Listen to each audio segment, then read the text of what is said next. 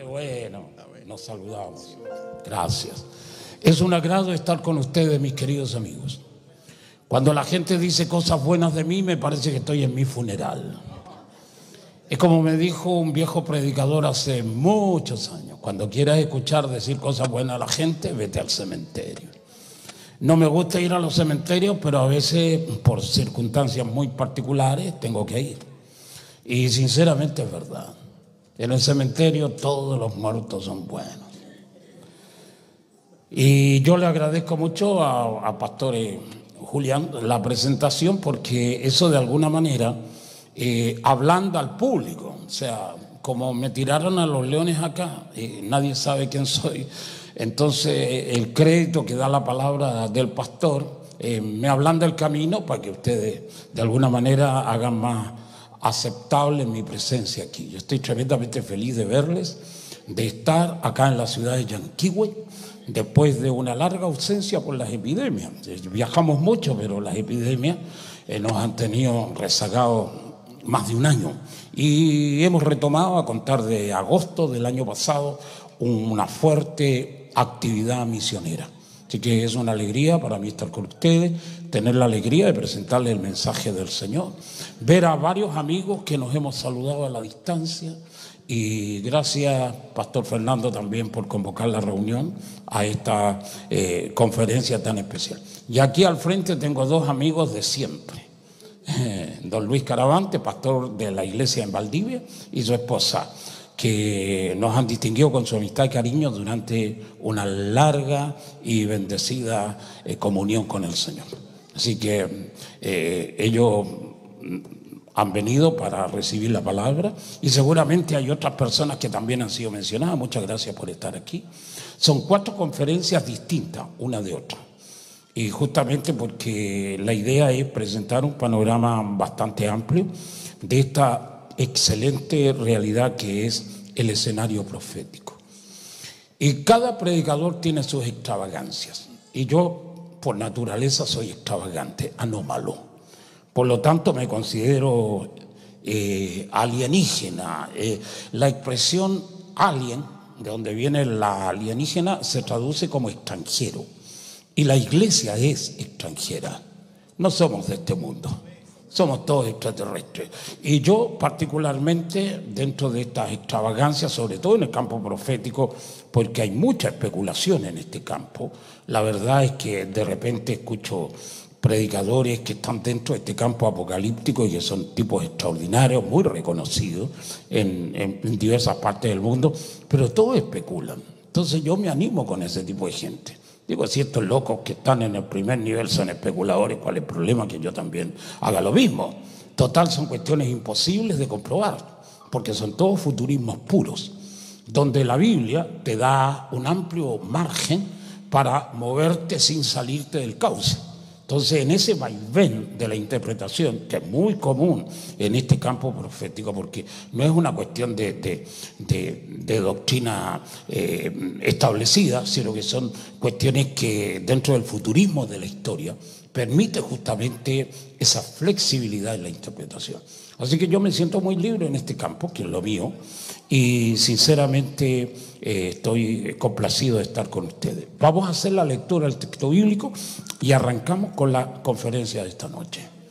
Hemos tenido un excelente devocional, y siempre a los músicos les falta tiempo para seguir cantando. Si los chacales de los cantantes son los predicadores. Así que, chiquillos, ya habrá tiempo, repítanse el plato en las 3 reuniones que quedan. Vamos a tener bastante. Y ahora viene el tiempo de la palabra. Apocalipsis 3:10. Podemos leer el texto, y generalmente lo nuestro es la Reina Valera, pero por ahí a veces hay otras versiones bíblicas que también te hacen bastante interesante el lenguaje que se emplea para describir el mismo texto. Si alguien tiene otra traducción aparte de la Reina Valera, nos agradaría que la compartan con todos nosotros. Bueno, Reina Valera 60, la clásica, la madre de todas las Biblias españolas. ¿Quién la lee primero? Me gustaría que alguien lea. ¿Está bien? ¿No se anima? Bueno, Reina Valera 60. Por cuanto has guardado la palabra de mi paciencia, yo también te guardaré de la hora de la prueba que ha de venir sobre el mundo entero para probar a los que moran sobre la tierra. La clásica. ¿Alguien tiene otra traducción? ¿No? Vamos con la conferencia entonces. Amigos míos, lo que Jesús dijo en ese capítulo extraordinario de Lucas sobre el tiempo de su venida, dijo que el tiempo de su venida sería similar a los días de Noé y a los días de Lot. Eso es lo clásico, de ahí parte la tesis que vamos a presentar a continuación. En los días de Noé, la causa basal de la destrucción de los días de Noé fue la maldad. La maldad, que es la misma causa basal por la que Dios va a destruir el mundo ahora. La maldad es una cuestión irreversible. Es un virus que no tiene vacuna ni tiene ningún tipo de tratamiento. La maldad solamente se multiplica en la gente. Y mientras más gente hay, la maldad es mayor. En los días de Noé, calculan los especialistas que no debiera haber habido más de 40 millones de personas en el mundo entero. Por lo menos en el mundo conocido y donde era posible vivir. Y hoy tenemos más de 8.000 millones de personas. Es decir, una cantidad enorme, 200 veces más que lo que había en los días de Noé. Por lo tanto, la maldad que hoy hay en el mundo es infinitamente superior a la que había en los días de Noé. Por lo tanto, el peligro de ser destruido es también inmensamente mayor que lo que fue en los días de Noé. En los días de Noé, la maldad tuvo dos factores que determinaron que la maldad fuera exponencial, es decir, que llegara a un nivel insoportable. Eso se llama el punto omega, cuando se produce la saturación de un evento y lo irreversible, que es la muerte, no puede detenerse. En los días de Noé, los factores fueron dos. La hibridación, que es la cruza de razas que produce la maldad extrema, que es lo mismo que está pasando ahora. Y también el tema del cambio climático. Hay mucha gente que cree que esta cuestión del cambio climático es un cacareo de tipo político que están interesados en hacerle problemas a las naciones que van a la cabeza del progreso humano, porque los locos que más contaminan en el mundo son los países ricos, no los países pobres. La basura que pulula en el ambiente está muy relacionada con el progreso humano. Las naciones que más producen contaminación son las naciones más evolucionadas y las que tienen un más alto rango dentro del campo de la productividad en el mundo. Es decir, el progreso contamina a niveles extremos. Dentro de eso están los países productores de todo lo que es el desarrollo humano, como el caso de Estados Unidos de América, China, Rusia, las naciones europeas, lo que se llama el G7, los 7 países más industrializados del mundo. Hay países como los nuestros que están muy lejos de producir una polución peligrosa, como el caso de Chile, que acá ni siquiera producimos agujas. Entonces, este es un país que no contribuye para nada a la contaminación atmosférica, salvo la fundición de ventanas, que está en este momento en un alegato y en un entredicho terrible. Pero Chile no es un país contaminante. Comparado con otros, Chile es un modelo de esta cuestión ambiental para proteger el medio ambiente.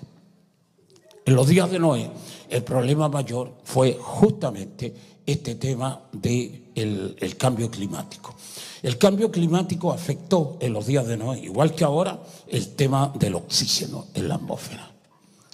El oxígeno es determinante en la locura de la gente.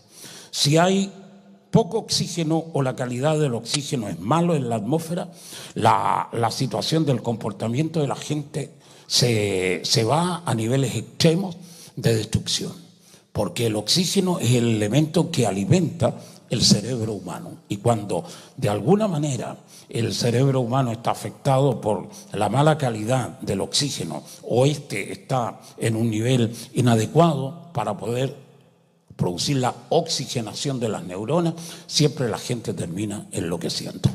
Esta cuestión es real. Y el cambio climático que hoy hay en el mundo es irreversible. Esta cuestión no tiene ninguna posibilidad de mejorar. Así que, sin equivocarme, profetizamos que el mundo se va a enloquecer a niveles extremos en el futuro. Y lo que es más, la maldad va a aumentar a niveles insoportables en el mañana. Y lo más probable es que la maldad también influya negativamente en el comportamiento de la iglesia. Por lo tanto, el futuro es oscurísimo, en el lado del mundo y también en los ambientes de iglesia. La maldad, aún dentro de la iglesia, va a aumentar a niveles insoportables. Lo otro que es tremendamente peligroso es la hibridación. La hibridación es un tema técnico. En los días de Noé hubo una cruza genética entre ángeles y humanos, es decir, una hibridación entre un segmento humano terrestre de la línea adámica y también una contaminación de un ADN no humano, que fue el que aportaron los ángeles caídos. Génesis 6. Y hoy tenemos el mismo problema de hibridación. Yo debo ser el único loco que anda hablando de este tipo de temas. No conozco otro loco que hable de estas barbaridades. Yo estoy seguro, por las investigaciones que tenemos a mano, de que en este momento, desde el año 1960, empezó a nacer sobre la Tierra un espécimen humano que no es humano. Y mientras más lejos del año 1960, la hibridación es mayor. Hoy, 60 años después de ese comienzo trágico de la alteración del ADN, el tipo de niño que está naciendo tiene un porcentaje elevadísimo de elementos que no son humanos. Y por lo tanto el tipo tiene mucha tendencia a transitar por esos caminos de la hibridación relacionada con los saurios, con los reptiles.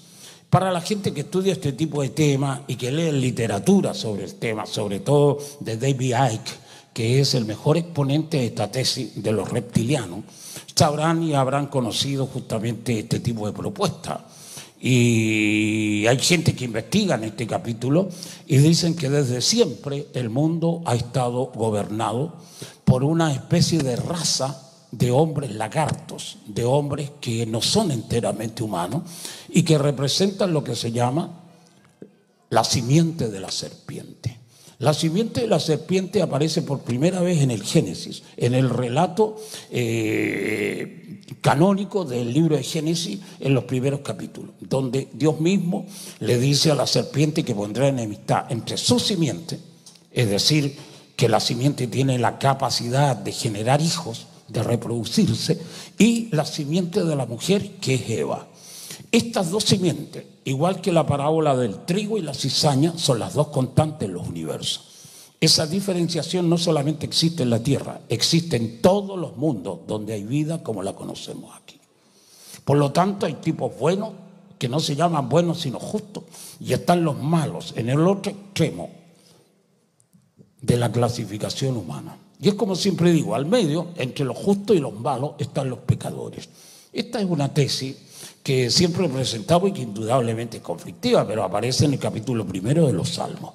Los justos y los malos están en los extremos. Al medio, los pecadores, los tipos que tienen posibilidad de polarizarse hacia los justos, convirtiéndose a Dios, y los malos que se radicalizan hacia la maldad. Ahora, sinceramente, en la voz de la experiencia, es mucho más fácil ser malo que ser justo. Eso es indudable. No hay ninguna situación, así que por eso hay mucha gente que cree que los malos van a ir en una cantidad impresionante a los infiernos o al lugar que vayan, porque los tipos tienen más posibilidades de ser malos que ser buenos. Dios las cosas las pone difíciles.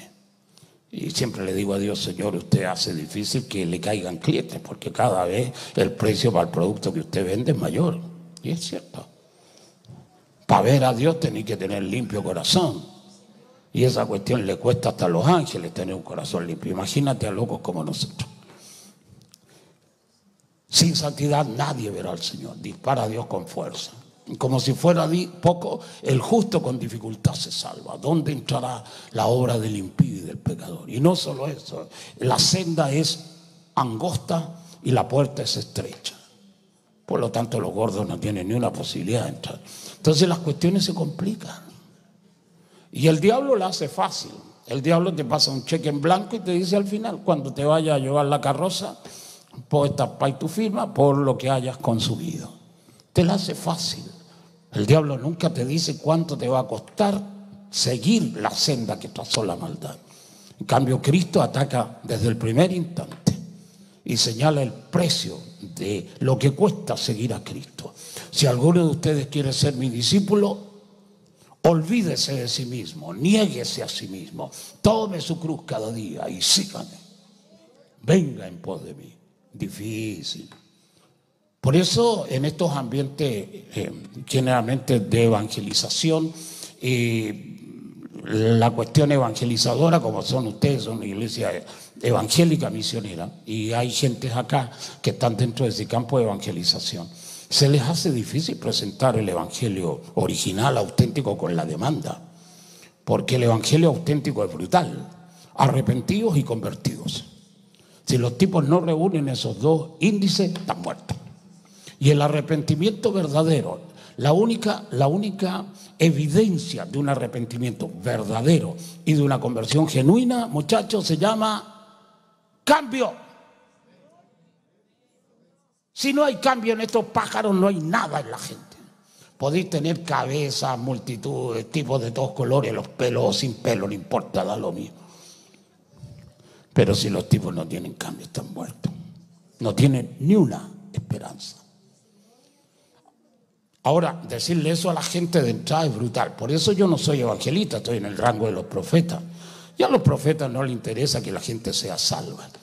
Es el síndrome o el síndrome de Jonás. De aquí a 40 días no va a quedar ni el loro. Eso es el profeta. Entonces, yo estoy dentro de esa línea brutal. Y por eso el camino de Dios es exigencia pura, máxima. Y alguien preguntó: Señor, ¿y serán pocos los que se salvan? ¿Viste que la pregunta está? Porque a los apóstoles hace 2000 años atrás les pareció que la exigencia de Cristo era salvaje.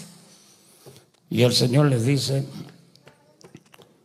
empújenlos a entrar por la puerta estrecha.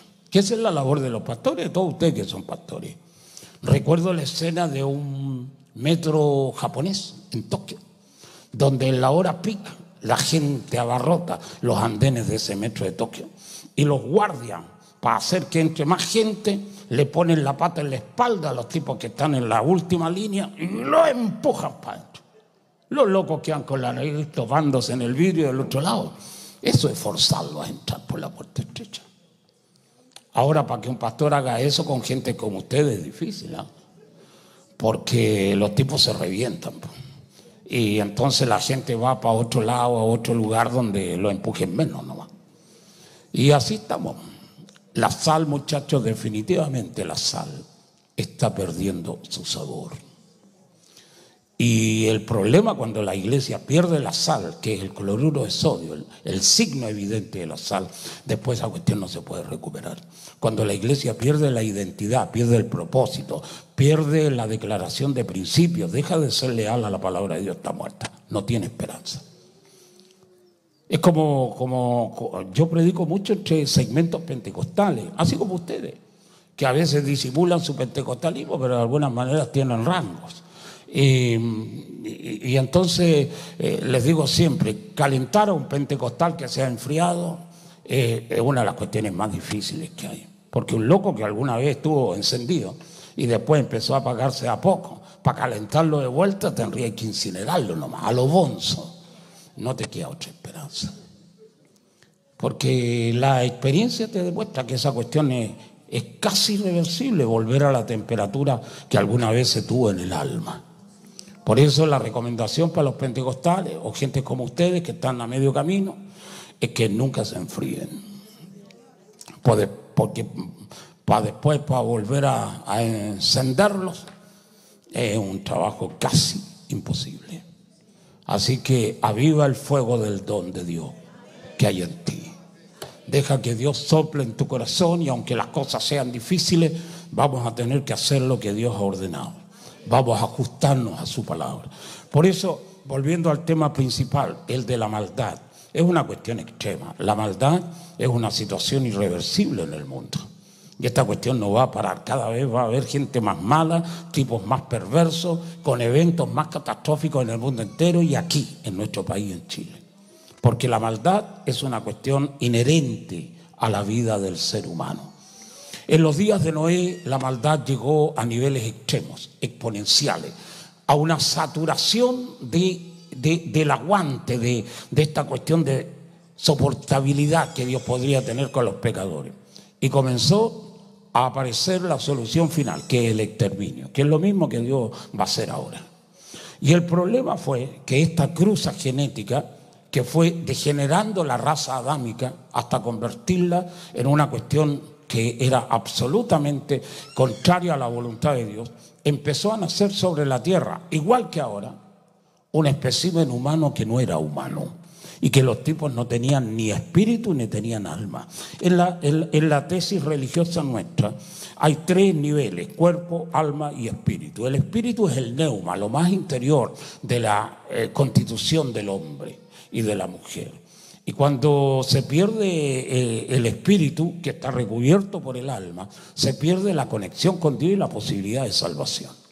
Y esa es la cuestión que está pasando ahora. Los tipos están entrando en un estado de composición genética de tal naturaleza que no tienen alma ni tienen espíritu. Una cantidad enorme de niños que están naciendo hoy tienen esa condición.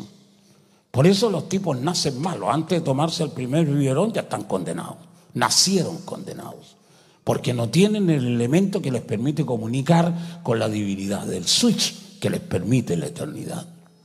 Por eso cuando venga la marca de la bestia, para el anticristo no va a ser problema marcar a la gente, porque los tipos no tienen la esencia que los diferencia de los que pueden ser salvos, que es el alma y el espíritu. Esa cuestión genéticamente se está destrozando. Los especialistas en genética te dicen que en este momento se está perdiendo el famoso par de cromosomas número 23, que es lo que señala y define la sexualidad de los seres humanos.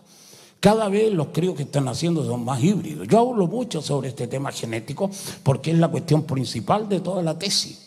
Los tipos están perdiendo la identidad de la sexualidad. Los niños que están naciendo hoy son híbridos. Los tipos no son ni hembra ni macho, no son hombre ni mujer. Nacen en una hibridación, en una neutralidad absoluta y terrible. Casi todos los niños tienen ese problema. Es más, gente que están dentro del campo de la especialización de este tipo de temas dicen que la tecnología, que es la base fundamental del transhumanismo, está agregándole a la gente una tercera hebra en el ADN, que es la hebra tecnológica, que es una cuestión donde se ensambla la humanidad con la tecnología, con la cuestión científica. Todos los aparatos que hoy tenemos fuera del cuerpo, incluidos los teléfonos, van a ser integrados al cuerpo humano. Ahí está el tema de la nanotecnología, que significa que te pueden poner máquinas diminutas por el flujo sanguíneo y alojarte en el cerebro y cambiar tu comportamiento y tu percepción de la realidad. Esa cuestión, que parece una cuestión imposible, se está dando hace mucho tiempo. Se va a eliminar la capacidad del hombre de decidir, el libre albedrío, que es una cuestión que se cacarea mucho, sobre todo en los ambientes religiosos, es una cuestión que está extinguiéndose. Por eso estos mecanismos de dominio de la ciencia, del poder de la tecnología, está haciendo que la gente piensen de una manera diferente y que sean obligados a pensar de una manera distinta. Incluso pueden ser obligados a votar por personas en las elecciones de la democracia, por personas que ni siquiera ellos mismos piensan votar. La manipulación no solamente está en el conteo de votos, está también en la influencia de las microondas en el cerebro humano. Los tipos lo hacen desear cosas que nunca desearon. Esa manipulación es real en este momento. Por eso la gente tiene que tener mucho cuidado, porque este tema de la hibridación, de la mezcla genética, es una cuestión real. El niño que hoy está naciendo, salvo una cantidad de excepciones todavía, que pueden ser los hijos de ustedes, por eso cuando hablo de este tipo de temas trato siempre de hacer la salvedad, porque la gente se preocupa. ¿Qué tipo de hijo será el que dé a luz? Dice la señora aquella. O las mujeres como ustedes que tienen su bebé en brazos.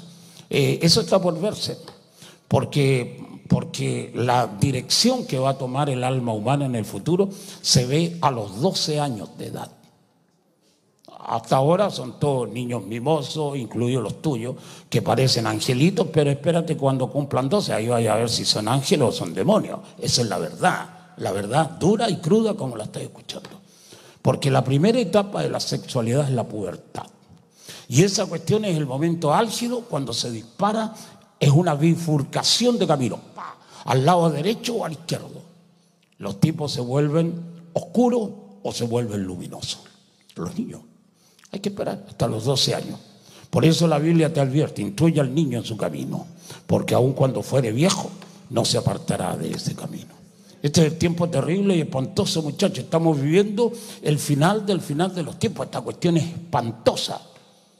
Como yo estoy dentro de este tema, trato de anunciarle a gente como ustedes, que es la primera vez que estoy aquí haciendo este tipo de conferencias, de que tengan mucho cuidado con las cosas que están por venir. Extremadamente peligroso el futuro que tenemos. En los días de Noé, esta cuestión de la hibridación fue una de las causas basales de la destrucción de los días de Noé. Y el otro tema, el cambio climático. El cambio climático en los días de Noé fue terrible y espantoso. Nunca había llovido sobre el mundo, una cuestión rara. Comenzó cuando comenzó el diluvio. El mundo tenía una sola estación de tipo climático. Pero cuando vino el diluvio, eso produjo una basculación de la Tierra en 26 grados. Esta cuestión es todo ciencia pura. Basculó hacia el lado derecho, se inclinó el eje imaginario de la Tierra del polo norte al sur, se inclinó 26 grados. Eso es lo que te dicen los científicos, una cuestión real. Se puede ver a veces en algunas estructuras geológicas que uno puede ver al caminar incluso por este país o por otros países. Se nota la forma como se inclina la Tierra. Y no solo eso, cuando vino el diluvio se produjo un terremoto espantoso. Todos los continentes se movieron, las islas salieron disparadas de su lugar. El bamboleo del arca sobre las aguas debe haber sido espantoso, terrible. El terremoto de los días de Noé fue lo que definió la estructura de los continentes. Y cuando el agua comenzó a bajar, se vio una tierra nueva, diferente, distinta. En los días de Noé se produce la basculación, que es la inclinación del eje terrestre, un desastre impresionante y terrible. Dice la Biblia, en el Apocalipsis, que antes que Cristo venga va a venir un fenómeno telúrico tan terrible que nunca hubo antes un terremoto como ese, nunca lo habrá en el futuro. Eso significa que antes que Cristo venga va a haber sobre esta tierra nuestra una basculación de la tierra, donde el texto te lo dice, que las islas van a salir todas de su lugar y los edificios, las estructuras de todas las ciudades del mundo caerán. No va a quedar nada en pie. Eso antes que Cristo venga. Apocalipsis puro, ¿eh? Por eso, sabiendo lo que pasó en los días de Noé, nos podemos imaginar lo que va a pasar ahora. El mundo no será destruido por agua, pero sí va a ser destruido con otro tipo de fenómenos que están dentro de la estructura de lo que la gente conoce. Maremoto, algún tipo de explosión de volcanes, la basculación de la tierra, la fuga de los continentes. Hace un tiempo atrás vinieron unos geólogos especialistas de Alemania, en los tiempos de la primera administración de la presidenta Bachelet. Alemanes científicos, y le dijeron a la presidencia y a otros medios de comunicación que Chile iba a desaparecer entre la costa y la cordillera de los Andes, que toda la estructura de los valles centrales se iba a replegar y que solamente iba a quedar la costa y la cordillera. O sea, a los lados de la cordillera de los Andes iba a tener playa, y no los 100 o 150 kilómetros que hay en este momento entre la playa y la cordillera. Cuando la presidencia escuchó la visión futurista de los geólogos alemanes, los sacaron de los pelos y los mandaron para Europa de vuelta. Y la propia presidencia le dijo, no queremos que alarmen a la gente. Y claro, pero el pronóstico científico es real, así va a ser. Así que muchachos, a prepararse para vivir a las montañas y a los cerros si quieren todavía continuar viviendo. Todo lo que haya cerca de la costa se lo va a tragar el desastre. Esa cuestión es absolutamente cierta. Por eso estos países que están en el cinturón de fuego del Pacífico tienen los peores pronósticos para su futuro. Y ya que estamos aquí nomás, pues no, ¿para dónde te vayas a ir? Entonces, en los días de Noé hubo un terremoto espantoso que va a tener una réplica en los tiempos apocalípticos del futuro, que va a ser peor que lo que fue en los días de Noé.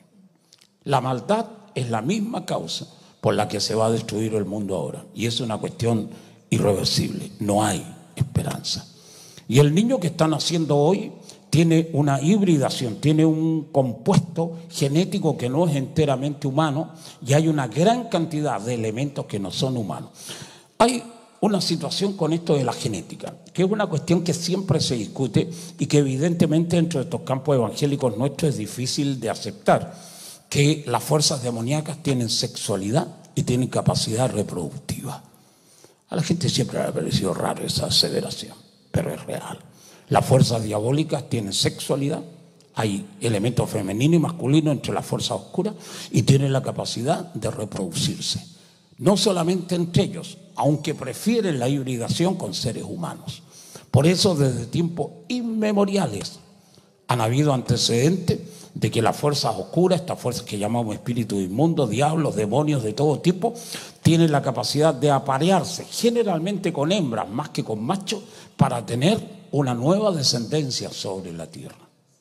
Y los tipos que se dedican a ver esta cuestión de los reptilianos te dicen, por ejemplo, que la principal expositora de este tema de los reptiles sobre la tierra que dominan el mundo es la reina Isabel. Y te dicen así con todo desparpajo que la reina Isabel es realmente una fuerza reptiliana que domina el mundo. Y están los otros que investigan aquí, allá, al príncipe Carlos y a toda la estirpe de la casa de Windsor, y hay antecedentes que uno podría imaginar que están trucados, pero dicen que la principal evidencia para saber si son reptiles o humanos las personas que tenemos al frente es el hecho de la pupila del ojo. Que en los reptiles, como en el gato, cuando le acercáis una luz, se le pone una línea en el ojo, que es lo mismo que pasa con los reptiles, con la culebra, con el lagarto, con la lagartija, no sé, con todos los saurios y con todo este tipo de especímenes que están dentro del campo de los reptiles. Siempre al agrandarse la luz, el foco de luz, la línea es ojo como el del gato, por ejemplo, cuando le acercáis una fuente de luz. En cambio, los seres humanos, la pupila siempre se contrae y queda así, de manera circular. Y hay una palabra en el Evangelio que es siempre enigmática, sobre todo cuando se considera este tipo de cosas. Lámpara del cuerpo es el ojo. Esa cuestión define si el tipo es humano o tiene mezclas reptiles. Ahora, los reportajes que hay sobre la reina Isabel, la cantidad de tipos, incluido Barack Obama, por ejemplo, es que en algunos momentos tienen la capacidad de cambiar el iris del ojo, de una posición así redonda, esférica o como queráis llamarla, circular, cuando se contrae hasta la línea reptiliana, que es la característica de los saurios y de todas estas fuerzas que dominan el mundo. Yo, por lo que he investigado, por lo que sé, por lo que conozco, creo que el mundo entero está dominado por reptiles. El mundo entero. Porque la Biblia te lo dice, el mundo entero está bajo el poder del maligno. Primera carta de Juan, capítulo 5. Esa cuestión es real. Este mundo no lo maneja Dios. La administra la fuerza oscura. Y por eso el mundo es lo que es, una porquería. Porque lo maneja el diablo. Y lo único que no está bajo la batuta del diablo es la iglesia. Amén. Amén. Pero la iglesia tiene que polarizarse, muchachos. Porque tú, yo, no podemos tener mezcla. Si no viene el diablo y dice, tengo algo mío en ti, pum, y ahí te mata. Hay mucha gente de iglesia que son como los toros en el ruedo de toros, en la plaza de toros de, no sé, pues de Madrid, de Plaza Hacho en Perú, en algunos otros lugares donde hay corrida de toros, como en México. Viene el toro, está intacto, furioso, lleno de ira, de fuerza, mochila, espantosa. Ve al torero con la capa roja y el tipo se abalanza contra ese elemento que lo asusa, que lo motiva a ser agresivo. Y el torero entonces pone la capa y lo deja pasar al toro. ¡Olé! Grita todo el mundo. Y enseguida el torero tiene a su mano una espadilla que se la clava en el lomo al toro cuando pasa. ¡Pah! El toro siente el pinchazo y vuelve más furioso todavía a atacar de vuelta. Y se repite el mismo espectáculo. La capa roja, el balanceo y de repente la segunda espada en el lomo al toro. ¡Tole! Y viene el toro más enojado. Pero cuando le clavan 3, 4 espadillas, comienza a desangrarse el loco. Y comienza a ver nublado. Y la capa que la veía roja ahora la ve verde. Porque tiene problemas para la visión, no, de lo que sea, de noche o de día. Y ataca de vuelta y otra vez el espadazo.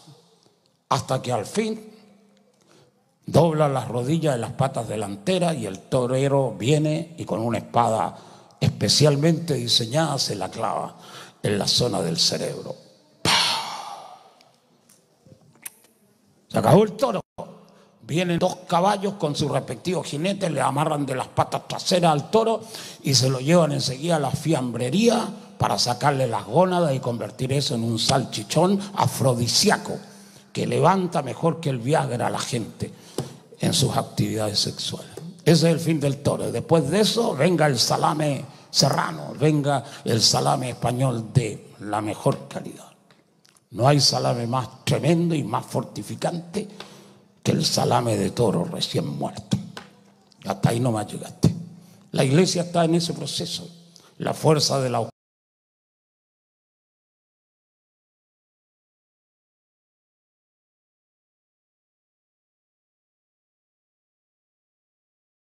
cada vez que la hace pasar por estos problemas que son evidentes en la historia de la iglesia, le clava una espada. Por eso Jesús un día dijo: el diablo viene a mí, pero no tiene nada en mí. Esa es la iglesia pura. A ese nivel tenemos que llegar. Estar absolutamente polarizados a Dios y no tener ninguna mezcla con la fuerza de la oscuridad. Por eso la cuestión es bravísima. Yo estuve predicando en un clamor por Chile, al que vi que había asistido pastor Julián también, allá en Carelmapo. Y las cosas se pusieron bravas porque indudablemente yo estoy en las líneas pesadas de la prédica. Entonces le dije: estamos ahí clamando por Chile para que Chile sea un país de gente buena, ¿viste? De gente noble, que los locos dejen de robar, que los otros dejen de ser farsantes, que los ladrones de este país disminuyan, que los portonazos se vayan al diablo, que la gente que asesina bajen sus niveles, que todo eso, que los locos drogadictos ya no consuman más cocaína ni marihuana, que todo eso, porque queremos un Chile nuevo. Pero les decía a los muchachos que están ahí, había un montón de gente en un gimnasio de un colegio, Carelmapo. Le dije: muchachos, si ustedes quieren que este país cambie, los primeros locos que tienen que cambiar son los que están pidiéndole a Dios que Chile cambie. Es decir, todos nosotros los que estamos aquí. Y ahí las cuestiones comenzaron a ponerse color de hormiga. Porque le dije: si ustedes están a favor de la vida y están en contra del aborto, entonces no debe haber gente en nuestras iglesias que sean abortistas. Es lógico. Ahora, todos los sistemas anticonceptivos son abortistas. Por lo tanto, si yo tengo una iglesia que esté a favor de la vida y en contra del aborto, la gente no debe tener ningún tipo de consumo de tratamientos antifamilia, o en este caso que prevengan el hecho de los embarazos. Los anticonceptivos están fuera de este concepto. Una cuestión muy difícil. Todo el mundo consume anticonceptivos dentro de la iglesia como consume chicle o caramelo. Y nadie le pone el cascabel al gato, porque eso significa perder clientes. Y atacamos más fuerte. Si ustedes están en contra de los matrimonios entre personas del mismo sexo, ustedes tienen que eliminar a toda la gente que tenga perfiles homosexuales o lesbianos dentro de las congregaciones. Todos, de los pelos para afuera. Bravo el tema.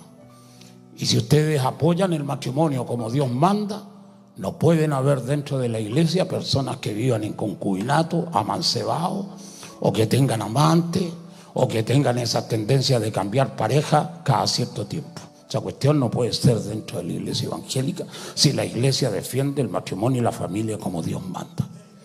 Las cosas se pusieron rojas, feas. Había personas que no eran de la iglesia y que los había invitado el organizador para que participaran del culto. Los tipos parece que estaban sentados arriba de un brasero. Los veía cómo se movían en el asiento. Y tú sentías esa cuestión en la gente incómoda. Es que la palabra es así. No. Yo no tengo compromiso con la gente. Si los locos dejan de invitarme, no es que dé lo mismo. Pero aquí en América Latina deben haber unas 200.000 iglesias para llegar a visitar. No tengo problema con eso. Pero la iglesia tiene que entrar al reino de los cielos, tiene que entrar al reino de Dios. Si los tipos pretenden ir al cielo, no podéis vivir como se te ocurra. Hay que vivir como Dios manda, de la manera como Dios lo exige. Entonces estas cuestiones se ponen duras y difíciles. Conozco gente de sana doctrina que lo único sano que tienen es la doctrina. En el quehacer, en esta cuestión que se llama testimonio, los tipos no tienen currículum, tienen prontuario, son unos delincuentes.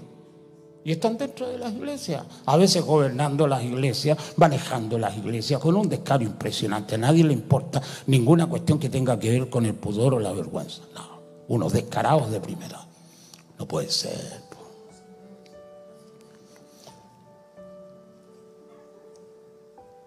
Es lo que he dicho durante muchas veces.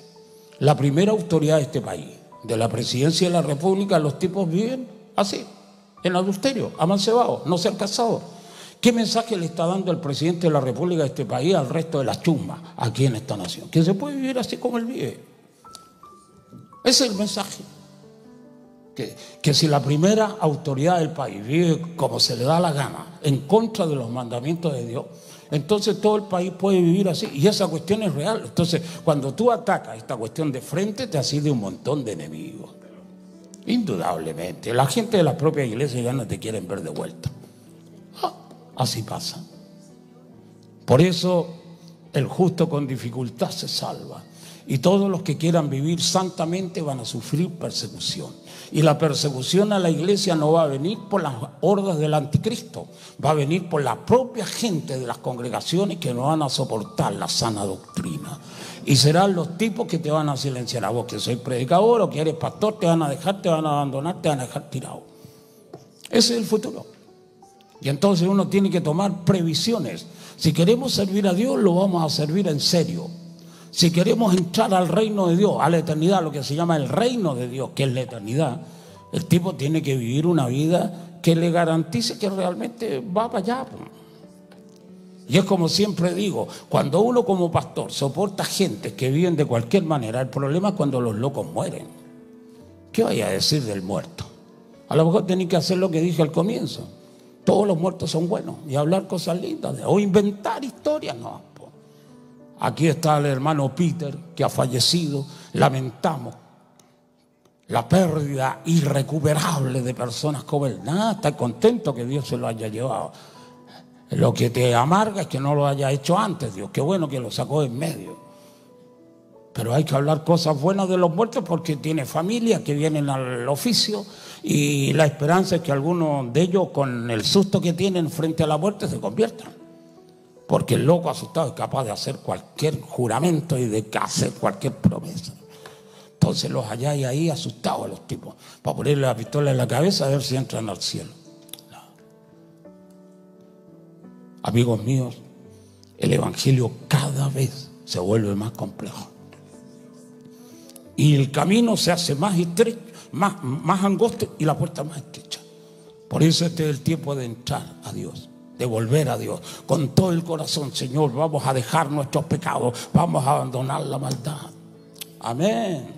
Nos vamos a convertir a Cristo, vamos a hacer que Cristo sea el centro de nuestra vida, vamos a hacer de la palabra de Dios el eje de nuestra vida. Nos vamos a esclavizar a la palabra del Eterno, vamos a observar sus mandamientos, o como dijo el gran conquistador: ustedes pueden servir a los dioses que vieron en Egipto o pueden servir a los dioses que vieron en Canaán, pero yo y mi casa serviremos a Jehová. Esa es la iglesia. Por lo tanto, la radicalización tiene que ser una cuestión real hoy por hoy. Y por eso es que el testimonio evangélico se diluye, como se diluyó antes de la Revolución de Octubre acá en Chile, año 2019, octubre del 19. Dicen los especialistas en este tipo de historias cruentas de que el último bastión que quedaba en pie antes de la Revolución del 18 de octubre era la iglesia evangélica.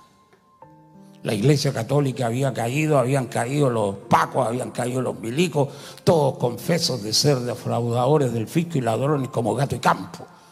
Había caído la gente de otras instituciones armadas. Fue una cuestión feroz esa. El último bastión era la iglesia evangélica, antes del 18 de octubre. Pero después vino el reporte de Televisión Nacional y de otros canales de televisión acá en Chile que sacaron a la luz el comportamiento del obispo de la iglesia de JBH en Santiago de Chile, la principal iglesia de los movimientos evangélicos de este país. Un comportamiento naturalmente absolutamente inadmisible. Habían dos problemas: el dinero, que generalmente nunca falta en las iglesias que tienen miles de personas, y el otro problema era consecuencia directa de tener plata, porque los pobres diablos no tienen plata ni para comprarse una muñeca inflable, entonces no pueden tener amantes. Pero a este otro prócer de nuestra iglesia, nuestro obispo, le sobraba plata y por lo tanto las minas andan revoloteando como moscas alrededor de la miel cuando hay dinero, porque la fuerza atractiva de los hombres es la plata y no hay mujer en el mundo que se resista a la fuerza del oro. Seguramente hay señoras santas y piadosas aquí que me van a decir: yo soy la excepción, y les creo, chiquillas. Hasta que enfrenten a Rockefeller vamos a hacer para dónde marchan ahí. Pero vino entonces la censura y la investigación, no solamente por el dinero, un enriquecimiento ilícito terrible, hermano. Hay una conferencia nuestra que se llama Hombre de Unidad, un ícono, año 1996. La frase central de esa prédica: hacerse famoso y millonario predicando a Jesús de Nazaret es una inmoralidad, es una inmoralidad, es una inmoralidad. La frase principal de esa conferencia inolvidable,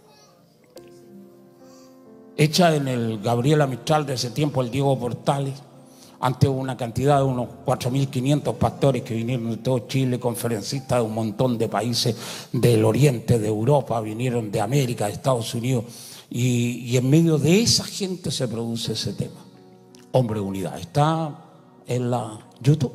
Ustedes ponen Pastor Ernesto Silva en YouTube y aparecen todas las prédicas, entre ellos Hombre de Unidad, y las prédicas nuevas también.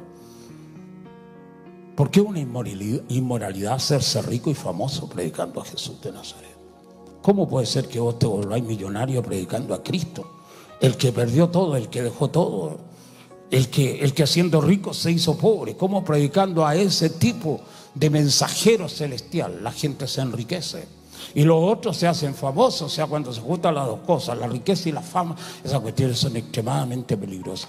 Así que nuestro prócer tenía una cantidad enorme de dinero, pero el problema no fue ese por el que le censuraron, sino sobre todo porque tenía amantes en la propia congregación. Su esposa, a quien yo conozco, la diaconisa Raquel, que la conozco de hace mucho tiempo, una mujer idónea, una mujer de un corazón santo, la verdad, un ejemplo. Y resulta que la amante del obispo estaba en la misma reunión donde estaba la esposa. Eso durante tiempo, ¿eh? No es una cuestión que fue un día furtivo y después de eso, chao. No. Esa falta de delicadeza. ¿Cómo podéis ser tan cara dura? Estoy que digo un garabato acá. Como para vivir la vida así, sin que se te caiga la cara de vergüenza, sin tener miedo que te pueden agarrar con las manos en la masa. Y no solo eso, la televisora lo agarra al obispo cuando viene con su amante desde Estados Unidos de América y graban todo en el descenso del avión. Y como estos tipos saben que los pueden estar espiando, se meten por una puerta para gente VIP porque tienen amigos hasta en el infierno. Pero estas sabandijas que son los periodistas tienen más amigos que el obispo y se las arreglan para grabarlo. Y lo exhiben a todo el país en una de sus presentaciones más icónicas. Después de eso, el estallido social. Cayó el último baluarte. Por eso cuando la sal pierde su sabor, no queda ya más nada que hacer. Cuando se produce la capitulación del último baluarte que defiende la moral y la ética.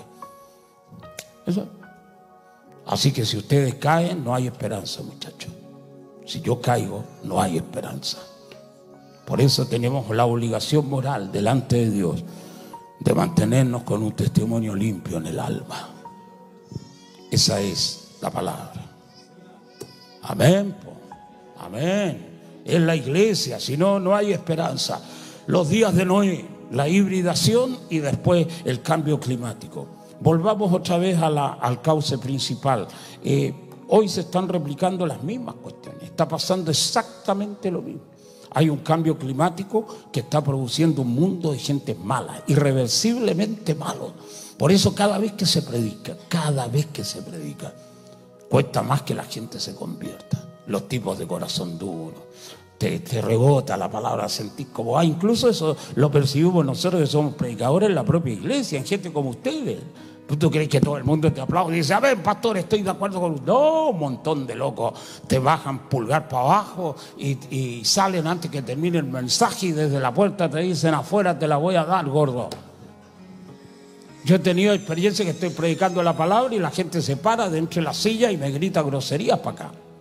Tipos que están en la iglesia, gente de iglesia, blasfemo. Y no deben faltar los que andan con un fierro en la cintura y son capaces de dispararte un tiro para acá. Esa cuestión es así.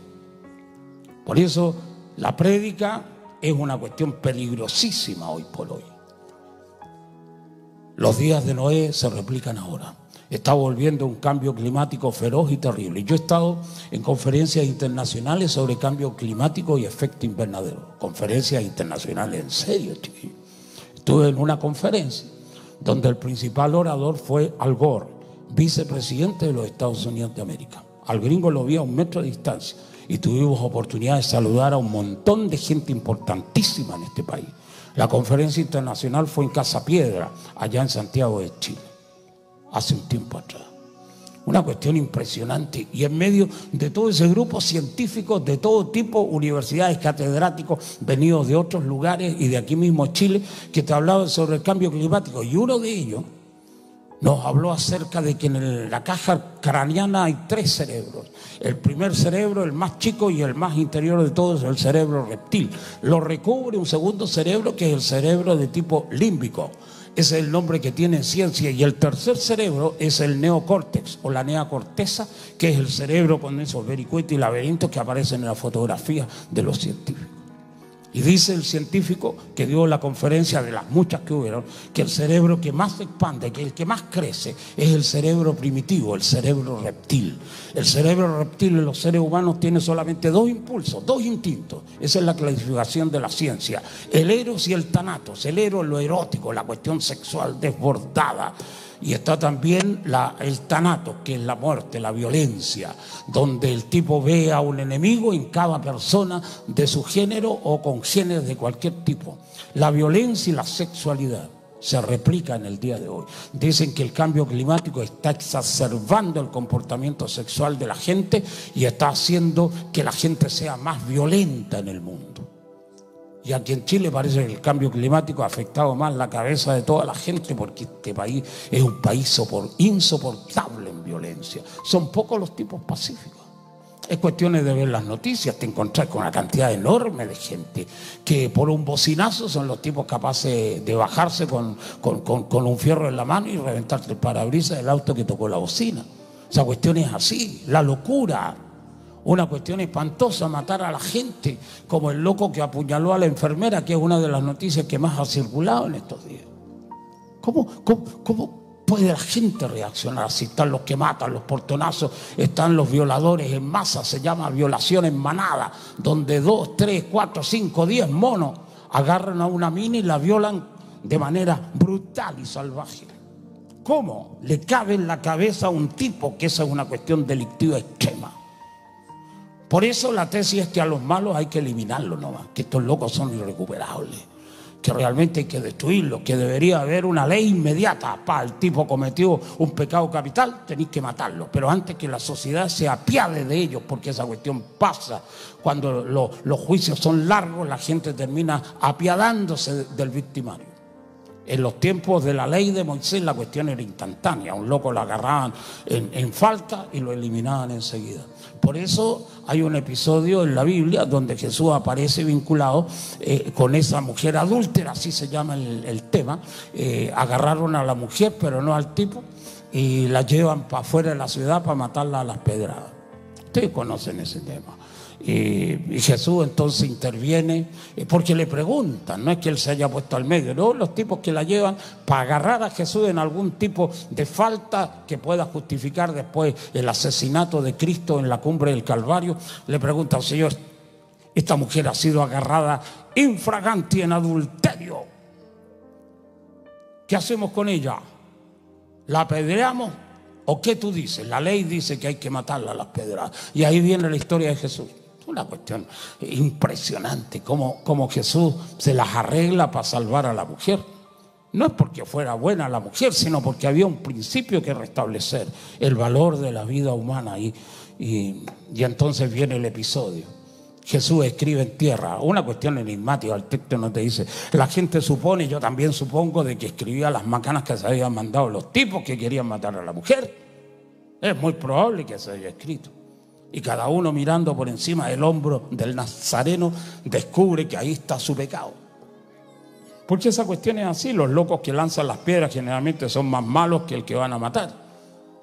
El problema siempre tiene el mismo problema las mujeres. Al tipo, al hombre no lo agarraron. ¿Te fijáis en ese detalle? El loco, me imagino, escapó desnudo por arriba de los tejados, porque siempre pasa lo mismo. Los pacos, y el loco arranca por arriba de los techos. Pero las mujeres siempre se demoran más en ponerse la ropa y por eso la agarraron. Y ahora la llevan para martirizarla. Y Jesús escribe. Dice el texto que llegó el momento en que ninguno de los que tenían un camote en la mano estaban presentes. Le pregunta a la mujer: mujer, ¿dónde están los que te condenaron? Se han ido, Señor. Bueno, la palabra de Cristo. Bien, me parece. Pero le dice: en la próxima ni yo te salvo. Así que deja de andar con amantes y anda a la iglesia evangélica misionera. Bien. Algo así dijo. ¿Qué es lo que tenéis que hacer, viejo? No vuelvas a pecar. De la próxima es lo más probable que no te salve nadie. Pero esa cuestión de lo instantáneo, eso es justamente la consecuencia que tiene la maldad. La maldad debe ser castigada instantáneamente.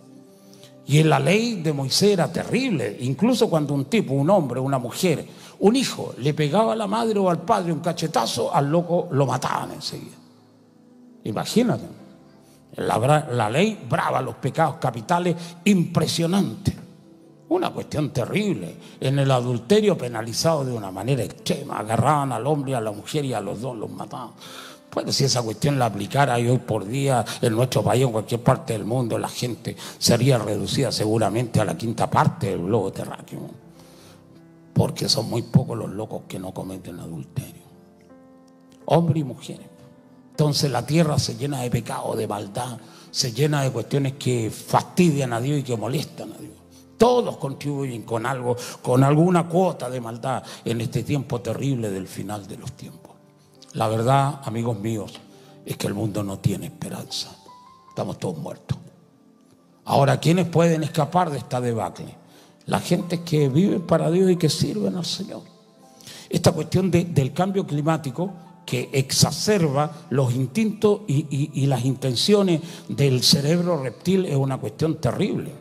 Los científicos, en eso te dicen que la maldad que tienen estos dos instintos son brutales, la violencia y la degeneración, que son irreversibles, que el cambio climático lo que más ha hecho es hacer pedazos el cerebro humano y motivar a los hombres en una actitud de animal. Ya no son humanos los tipos, son todos bestias como en los días de Noé.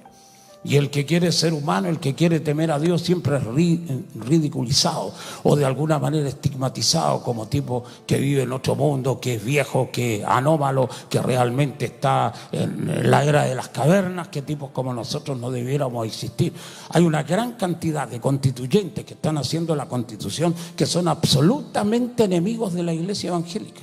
Y no solamente de la iglesia evangélica, de los curas también. Pero particularmente de las iglesias evangélicas, de predicadores como yo, que somos tipos radicalizados en la fe cristiana. Los tipos nos odian y nos tienen en una lista. Yo estoy en una lista oscura, se llama la lista roja, de los locos que cuando venga la persecución en serio de la iglesia, los primeros monos que van a sacar de las casas es a tipos como yo. Pero me tienen identificado, la policía. Mis teléfonos, tengo 3 teléfonos, 2 de fija y 2 de celular, son 4. Están todos grabados, están todos pinchados por la policía. Y yo sé que están pinchados, a veces les mando saludos. ¿Qué tal, muchachos? ¿Cómo están? Tómense un café. Porque es así, te tienen controlado. Yo he viajado una cantidad enorme de veces fuera del país. Los tipos de la PDI me dicen: usted, señor, tiene carpeta. ¿Sabéis lo que significa eso? Lo tenemos bajo vigilancia permanentemente. Yo, sí, muchachos, no hay ningún problema. Yo no soy delincuente, no tengo ningún tipo de problema de vivir. Es como dice la Biblia: ninguna condenación hay para los que están en Cristo Jesús, Señor nuestro. El tipo no tiene que tener miedo que lo investiguen. Es más, tenés que presentarte delante de la gente como un ejemplo de ciudadano. Y siempre a veces le digo a la policía: si todos los ciudadanos de este país fueran como yo, ustedes, carabineros, no tendrían trabajo, y los locos que están en las cárceles haciendo de custodia en la gendarmería se morirían de hambre, porque locos como yo no necesitamos cárceles, ni presidios, ni necesitamos policías. Esta cuestión es seria y es verdad. Los tipos se enojan. ¿Cómo me voy a dejar sin pega? Está bien. La maldad, el oxígeno, la cuestión vital. Hay otros científicos que, aparte de esto de que el cerebro humano está pervertido de manera terrible en este tiempo, te dicen que la Tierra está girando a una velocidad mayor que lo que pudo haber girado en los tiempos antiguos. Y eso se basa en las apreciaciones que tuvo Otto Schumann, año 1955, austriaco, europeo naturalmente. Inventó un dispositivo que midió el pulso de la Tierra, el pálpito de la Tierra. Es como el corazón de la Tierra que palpita. 7.83 hercios, una onda de radio que midió el científico hace 65 años atrás. El loco midió eso. Y hoy por hoy la Tierra tiene taquicardia, está sobre los 13 hercios. El corazón de la Tierra está que explota. Y los científicos te dicen: el día que el pulso llegue a 14 hercios, este mundo va a estallar, la Tierra se va a enloquecer, y va a enloquecer el mundo desde la bacteria hasta el hombre. Y esos síndromes se están dando. ¿Por qué creéis que la gente está loca? Porque la Tierra tiene un pulso que realmente hace que sea insoportable la vida sobre el planeta. Se enloquecen los animales, se enloquecen las plantas, se enloquece el mundo, se enloquece la gente, se enloquece la atmósfera. Por eso los científicos dicen que el gran problema que la Tierra tiene hoy no es simplemente esta cuestión de los maremotos, los terremotos, los volcanes, que no es simplemente el cambio climático, ni es tampoco la contaminación ambiental, que la real plaga que hay sobre el mundo no son el COVID-19 ni el coronavirus, sino que es la gente. Tipos como nosotros, 8.000 millones de parásitos que estamos infectando la Tierra. Que cada uno contribuye con su orina y su excremento a ser más insoportable al planeta Tierra. Pero esa cuestión no es simplemente la contaminación, no es lo que producimos, no es el progreso, es la maldad de la gente. La Tierra es un ser vivo, tiene fuerza, tiene vitalidad, tiene alma, es capaz de percibir la realidad de los hombres sobre el mundo. La estamos matando con nuestros pecados, pero también la revivimos cuando los tipos se arrepienten de su maldad y caminan de acuerdo al plan del Eterno. Amén. Tenemos la posibilidad de restituir la tierra, tenemos la posibilidad de hacerla nueva, tenemos la posibilidad de sanarla. Por eso el texto glorioso, ese texto emblemático de los clamores pentecostales: si en este lugar donde mi pueblo invoca mi nombre, se arrepintieren de sus pecados, se apartaren de su maldad, buscaren mi rostro y cambiaran el curso de sus vidas, yo iré desde los cielos, perdonaré sus pecados y sanaré su tierra. Ven, ustedes tienen la capacidad de salvar este planeta, y en lugar de ser gente que maldigan la tierra, seremos personas que bendigan este perro mundo sin Dios. Podemos reconstruirlo. El giro de la tierra es emblemático, terrible. Te dicen los científicos, todos los tipos apuntan a lo mismo. Yo estaba viendo un programa de televisión de estos que transmiten los noticieros de Canal Nacional, y en las franjas que van abajo, donde te ponen unos rótulos con noticias que van a analizar después, ese tipo de banner, aparece una nota que dice que los científicos en Estados Unidos están preocupados por la baja carga de oxígeno en el planeta. Cuando veo ese tipo de cuestiones, los científicos diciendo las mismas barbaridades que estáis escuchando ahora, esta cuestión no es cuento chino, es verdad, es cierto, influye sobre la gente, cambia la capacidad del cerebro de reaccionar, y cuando no hay oxígeno suficiente los tipos se vuelven locos. Por eso las grandes ciudades tienen problemas de locura extrema. Y por eso la gente inteligente está escapando de las ciudades. Si tienen plata, váyanse a la punta del cerro. Vayan por la carretera austral y cómprense un terruño por allá más abajo de Hornopirén. ¿Qué hacen aquí en Yanquihue? Dentro de poco será como Puerto Montt, o estarán juntos igual que Puerto Vara y serán la misma mezclonanza de maldad. Compren su lugar por allá en la punta del mundo. Por eso los territorios más caros del futuro son los de la Patagonia, en Chile y en Argentina, pero particularmente acá en Chile. Se viene una guerra nuclear atómica donde el único lugar que escapará de la polución será esta tierra al sur del río Bueno hasta la Antártida chilena. Por eso los tipos inteligentes, los millonarios, tipos como Sylvester Stallone, están comprándose tierra en estas zonas de la Patagonia sabiendo que el último reducto del mundo de salvación será esta tierra en la que ustedes viven. Si tienen plata, váyanse de aquí, háganse ermitaños, sean como el profeta Elías metido en una cueva 3 años y medio, olvídense del perro mundo, dejen que los demás estallen y que el mundo se muera, pero ustedes se salvarán junto a sus cachorros. Nadie dice, me miran aquí como usted me está mirando, y dice, no, este predicador, seguro que allá en Puerto Montt, con esos efluvios de los marihuaneros que hay en la ciudad, con el vidrio abierto que me traía Claudio, seguramente entraron esas bocanadas de marihuana y el tipo ahora alucina. Algún día, cuando este tiempo pase, se van a acordar de las locuras de este viejo predicador. A lo mejor debería hacerle un sentir en este momento, y qué bueno que lo estamos grabando. El conflicto de la Araucanía es completamente artificial, absolutamente, es un invento. Es una cuña que está usando el sionismo internacional para instalar en esta zona del mundo una nueva Jerez Israel. Este territorio se va a apoderar justamente del sionismo internacional y van a instalar su capital en esta parte del mundo. Es una reserva que se tiene para el pueblo de Israel. Como nosotros somos amigos del pueblo de Israel, nos viene bien que se vengan los judíos para acá. Claro que sí. Nuestros hijos se llaman Abraham, el otro se llama Pablo, aquel se llama Josué, el otro se llama Caleb, mira el nombre raro ese, pero igual se los ponen a los críos. Aquel se llama Sansón, el otro se llama David, aquel se llama Daniel. Tienen todos los nombres de los profetas hebreos. Cantamos en hebreo, danzamos en hebreo, nos gusta el hebreo, leemos el Antiguo Testamento. Somos sionistas. Bienvenidos los judíos. Ahí en Villarrica y en Pucón, los nombres de las calles están en hebreo, mira vos. Y la gente dice, ¿y por qué?